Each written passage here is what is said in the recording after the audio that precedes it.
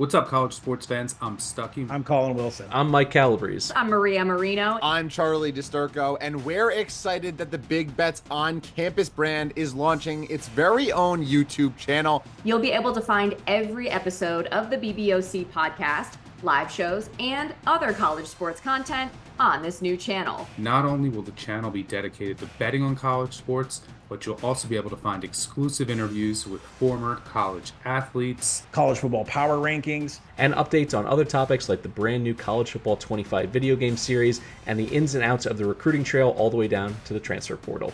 Whether you're into college football, college basketball, college baseball, or any of the college sports, we are the home for college sports, and BBOC is the channel for you. Make sure you subscribe so you don't miss any of the action. I'll see you there.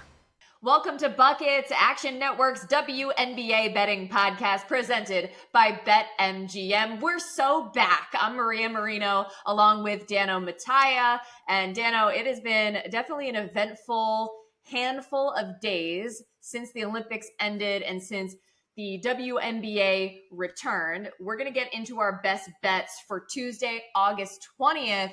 But I do have to get a quick reaction from you because, as I mentioned, a lot happened over the weekend, including, I think, the Liberties solidifying themselves as the team to beat in the W. I think you were all in on them anyway, but they're now officially the favorites. I'm seeing plus 140 odds to win the title at BetMGM.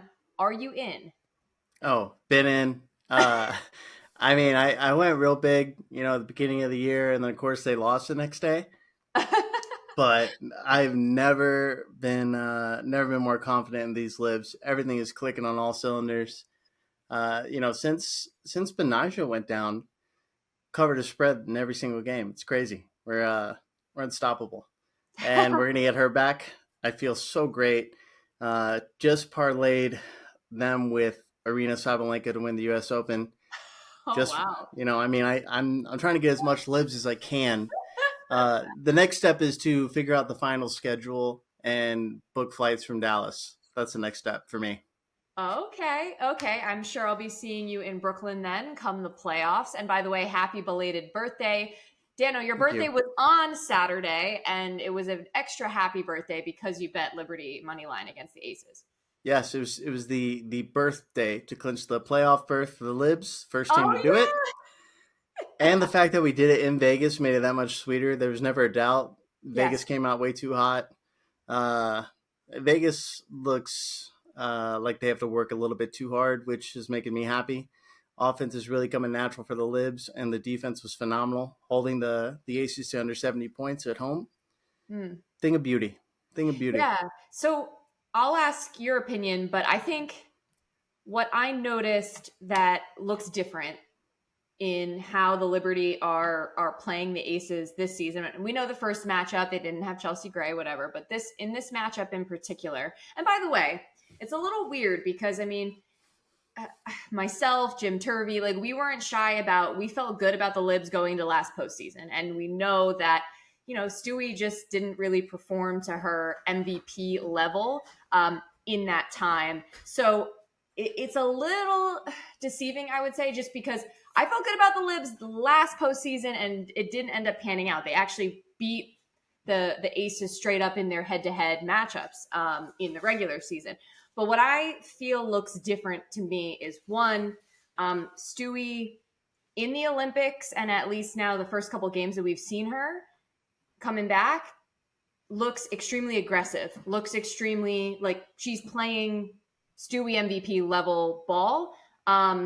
Number two, as I've said to you throughout the season, Sabrina Ionescu, I think, has taken a massive leap just in her offensive bag, her role as kind of just starting things off. I think she had 12 points in the first quarter again on Saturday. And then defensively, I think this is huge when it comes to the backcourt. Leo Phoebish, Leo, we love Leos around here. A couple of Leos on the pod. I think she is a game changer. She can hit shots and she's got the length defensively. So there are some signs, I think, that make me feel good about them. Oh, 100%. I think Leo's definitely an X factor. The video of Kelsey Plum trying to push her out the way is like had me rolling. But that shot that Stewie made in the fourth quarter, driving left and a fadeaway off the backboard on Asia Wilson, that's all the confirmation I need to know that we got these Stewie back. And I'm setting myself up for heartbreak, but don't care. I feel way better right now, and I know we have like 15 more games left or whatever, but very confident. Love the Libs. I feel like it's a good segue in to say that I wasn't planning on betting them with a 13.5 point spread, but I'm going to tomorrow. Have to. Really? Have to ride this wave. Yeah. Okay. All right. Well, let's get into it then. So the Wings are visiting the Liberty 7:00 Eastern on NBA TV on Tuesday. Libs favored by double digits, as you mentioned. I saw 14.5, might have gone down a little bit. But as we're talking now, you're thinking they're going to cover the spread? Yeah, I mean, I feel like it's been literal months since they haven't, since Laney went down. But I mean, I love the over here. I think we saw what the Wings gave up to the Connecticut Sun, 109 points, 6 of those being off fast breaks. Just the worst defense I think we've seen in years. So I think the over feels pretty safe here at 174. So I like that. Okay. I like the Liberty team total over 94.5. Okay, interesting. So just to put some perspective on how bad the Wings defense is, officially last in the league, allowing 90.5 points per game. But as you said, gave up 109 to Connecticut on Friday. And I know Connecticut added Marina Mayberry, but they aren't like this offensive juggernaut, I would say. Exactly. So that is a little bit alarming. Something to note about Dallas, Maddie Siegrist should be back, which should be nice. But to your point, I'm not sure how much that's going to help them defensively right off the bat, just trying to get her back involved. These two teams haven't played this season. I always have to do a double take when I say that, because I'm like, really? They haven't played yet? So a little bit of unknown there. But yeah, the Liberty looking good. Second best offense officially, third best defense in the league. So yeah, I mean, I think it's pretty self-explanatory. Like, Wings defense is bad. Liberty are rolling. And so going over both totals, Liberty team total and the game as a whole, looking for points. Yeah. I mean, there's a chance it goes under, but because these teams do play each other again on Thursday in Brooklyn. So we've always seen a lot of those like back-to-backs, one of the games going to soar over, one's going to soar under, but I think it's going to be a lot for Dallas to handle. As crisp as we look right now, with the length we have, it's hard not to back the Libs at this point. So that's what I'm doing. Right. And I know you had predicted, with Satu Sabali going back into the lineup, you had predicted it was going to take her a minute. What were your perceptions of her the other night playing for Dallas? I think the spacing looked a little off as far as the entire team playing together, but there's so much talent on this roster. It's silly. I mean, they could have, great shooting. They put up 91 against Connecticut, Team is super talented.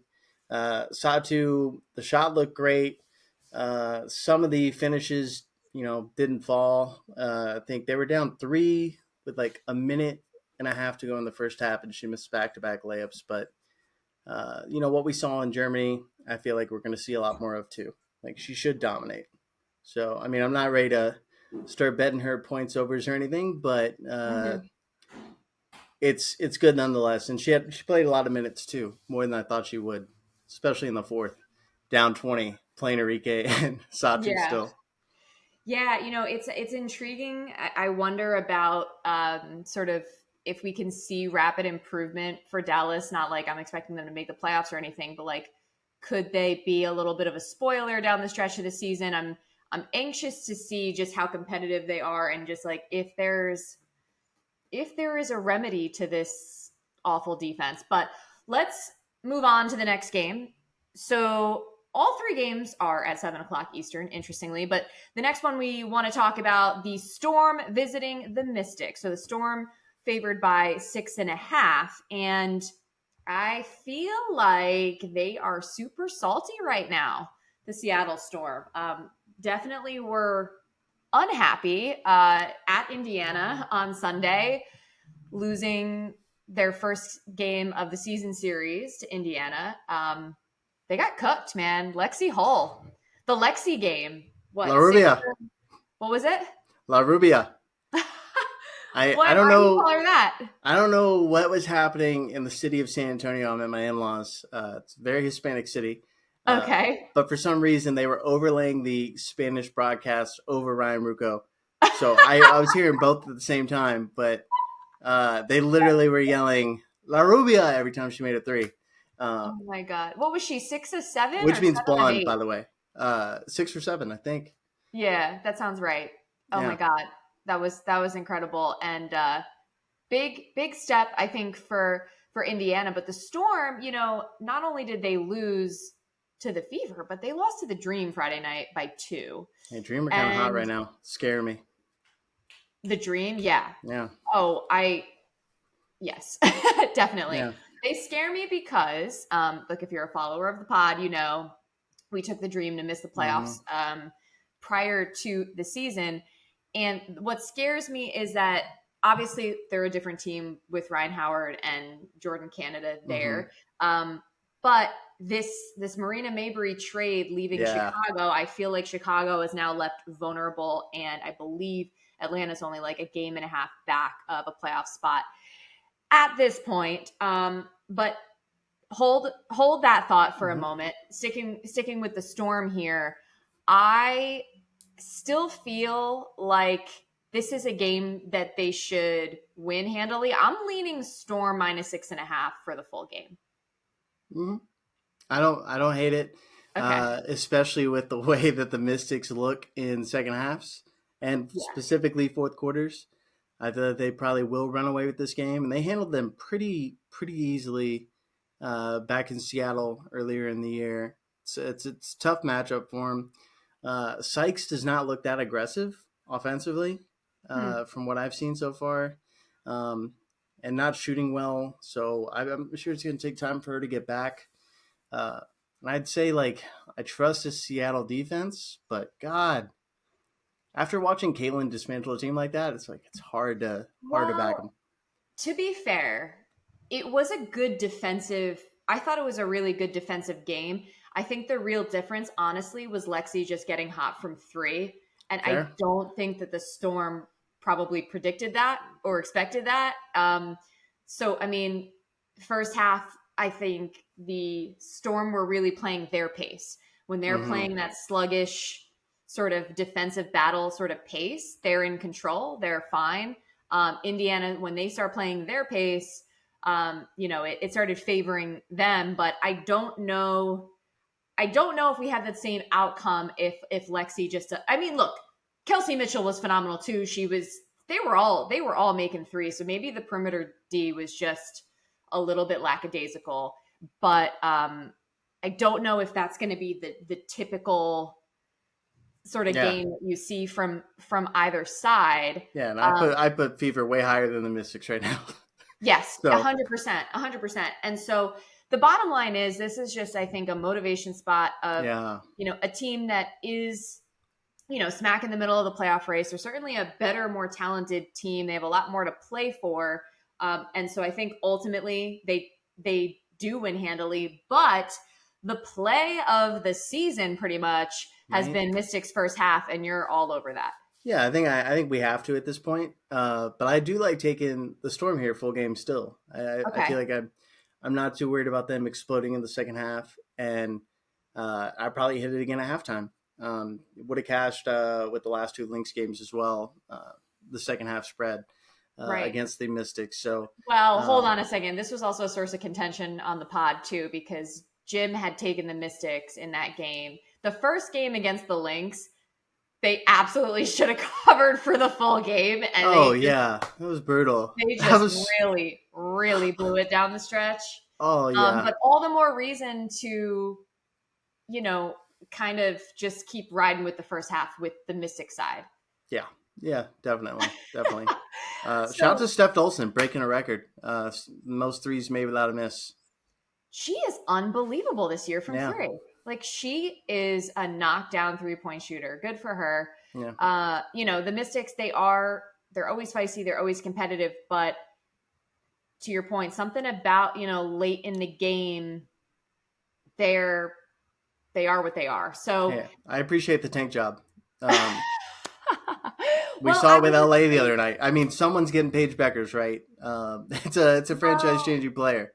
That's true, but I guess I was a little hesitant the other night because I was like, okay, they have, like you said, they have Brittany Sykes back, they have Shakira Austin back, Carly Samuelson back. I'm like, wait, maybe this is Yeah. what pushes them to actually finish games. So it's a little shaky right now, just with knowing that. But in terms of Mystics first half, so you like them plus 4.5. Our friend Andrew O'Connor Watts, who has come on the pod before, you met him on our Barclays Center field trip back in July. I asked him, he keeps track of this. He's been betting it all year, but he said Washington is 19-7 against the spread in the first half. Road 11-3, home 8-4. Yeah, I mean, that's really all you need to know. it's the best first half team, I believe. Yes, maybe the Liberty got to be 100%. close. Liberty, the way they've been playing. So yeah. And also, you said Seattle did beat them and cover twice, but that was back in May. So obviously, the Mystics are a little bit of a different team. Yeah. So Yeah. still I'm like pretty sure I'm gonna bet. I'm pretty sure I'm gonna bet Storm -6. Yeah, I mean, good teams, and I consider the Storm good. I don't put them in the same category as, the Liberty or the Lynx right now. But good teams tend to not lose 3 games in a row to teams they should beat. And, Right. And I think that makes me feel like, too, that they're not going to want to get in that type of situation like they did against Atlanta, where it's closing minutes and the game is still out of hand. Like, I think they're really going to want to put this away. They are 0-4 ATS in their last 4. I mean, obviously, 2 of those came before the Olympic break, but that almost kind of tells me that, like, they need to stop messing around. And I'm just thinking that this is the game where they say we can't mess around. I can see it. And if it doesn't happen against the Mystics tomorrow, it's going to happen against the Mystics on the next time they play on Monday, because they play them back-to-back. Yeah. The next game's in Seattle. That's the one thing I do worry about, like a spot where a team has a 3-game road trip. It's the last game of a road trip. But with them losing 2 in a row to teams they should have beat, I feel good about the Storm as well. Yeah, I mean, I haven't seen – Jewel Lloyd seemed pretty – she seemed she's real been bad all frustrated. year. What was that? I think she's been bad all year. Like, worst shooting percentages of her career. If it wasn't for the free throw line, her numbers would be atrocious. Yeah. I mean, if you watch the Storm play, you're like, Jewel Lloyd was on our Olympic roster. It's crazy. Well, yeah. I mean, she's always been a little bit streaky. And then Sky Dig, she was dishing the ball really well on Sunday, but was kind of struggling to score. So I don't know about Seattle overall, but let's keep it moving here. The other game that we have on Tuesday, I don't believe you have an official pick for this one, but let's just talk about it a little bit. Sparks visiting the Sun, Connecticut laying 12.5. And this is going to be at TD Garden. First WNBA game to be played in Boston. It's sold out, 19,000 plus fans. I wonder a little bit about whether that might give the Sun some nerves. Maybe that's naive on my part. Maybe I think they're all excited. I think they love it. But I think that in many ways, there's like this aura of, it's almost like a tryout of some kind for like, I don't think this is even realistic. Like, I don't think it's realistic necessarily that Boston gets a W team, or, I don't think, the Mohegan Tribe have no interest in moving the Sun at all, but there is pressure, right? Because they typically play in this small market. And there's pressure to show like, hey, we can be a big draw. We deserve, top-notch facilities and all these things that they don't really get in Connecticut. So I do think there's a little bit more to it than just, hey, we're going to go play a basketball game tonight. That being said, they are playing, the Sparks, who are not good. They look less inclined to win now than they did before the Olympic break. But we talked about this before. The Sun looked great with Mabry Friday against Dallas. And I'm thinking, oh my God, maybe this is, I know that Dallas defense is bad, but I'm like, oh, maybe this is the theoretical missing piece for Connecticut to make them stronger offensively. But then they go and lose to the Dream. So as we discussed earlier with the Dream, it's a little deceiving because, again, I think the Dream are all of a sudden they're just like, I don't give a fuck. And they're like, Ryan Howard's back and they're just like, whatever. Let's just like, let's hoop. Let's not go quietly into the night here. Yeah. So who knows about that? But I know you have not typically been a believer in the Sun. They are like plus 800 right now, title odds. I mean, what do you think Mabry is enough to actually really make them a threat for a title? This year, no. Okay. No. I mean, if the Liberty weren't as good as they are, maybe. Like, if the Liberty didn't exist. Okay, what about this? Because this has been thrown out in the Action Network Slack. So with the bracket, the way it could shape up for Minnesota could be somewhat of like a favorable road, if you will. So any interest whatsoever in Lynx plus 950 right now? I'm already on them at 30-1. I love the Lynx. Oh, okay. I love the Lynx. They were my Lynx. They were probably the hottest team to start the season. Yeah. I want to give them a little bit credit after the Olympic break, but it's also the Mystics. So I got to see them play again. I think there are some holes that cannot necessarily be covered up. But if they, they're a team that's tough to beat in a series for sure. But they're also a team that I could see falling apart. Like they went on a big skid without Fee. So. Right. Yeah. And Fee's another one. These Olympians, man, I thought that there might be a little bit of fatigue. There might be a little bit of, a period of getting back into the swing of things. No, the Olympians were like, yeah, we've been ready to play. We're still ready to play. We don't care about a time difference. Nafisa is one of those. And Sue Bird has talked about this, like how it could be really uncomfortable when you're a really good WNBA player being on an Olympic roster because it's just like super different. And I felt like Nafisa, like she had some really nice moments in the Olympics, but she didn't look like MVP, if you will, the way that she looks when she's like on the Lynx. And like, I thought that she really looked very, very good. Again, to your point, against the Mystics. Okay. So I just wanted to touch on that real quick because it's been an interesting conversation, but, closing thoughts on Sparks Sun. Again, not an official bet, but any closing thoughts?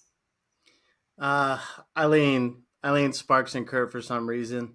I feel like they'll find their way into a backdoor cover. Yeah. They backdoor covered the Aces. Well, not really backdoor. They were in it all game. They almost blew it. Aces needed rest from the Olympics, to say that. But Kurt finds a way to play them well. And I think the lineup needs some tweaking. I think either Dejanay or Mabry needs to come off the bench, and neither wants to do that. So I think Ty Harris is the best fit for a starter in that team. Interesting. And Dejanay was a minus 14. Didn't even play the fourth quarter against the Dream. Yikes. Well, that's tough. That is a challenge I didn't foresee because Dejanay, I think, otherwise was having, I don't know if you want to call it a breakout season, but I mean, she was definitely looking really solid, a really solid contributor. I saw Stephanie White basically said that she feels like she has 6 starters, which is all well and good. but somebody got to come off the bench. And to your point, somebody's not going to be happy about it. So they might still need to figure some things out as far as what is the best fit for their rotations. And like I said before, I think there's a little bit more to this, just this atmosphere on Tuesday in Boston. I wouldn't be surprised if LA, they just want to show out and have fun and like make it a really, really good game and show off the product. So I'm not sure I'm going to bet it quite yet, but I don't hate a Sparks cover here.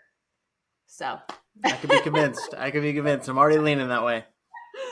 All right. Well, that is the conclusion of our Tuesday Best Bets episode. We're going to be back Friday with more Best Bets. Dano Mattia, thanks as always for joining us. Of course. All right. And want to thank everybody else for listening to Buckets presented by BetMGM. And if you like what you hear, please review the podcast. It would mean the world to us. As I said, we'll be back Friday. I'm Maria Marino. Until then, let's get buckets.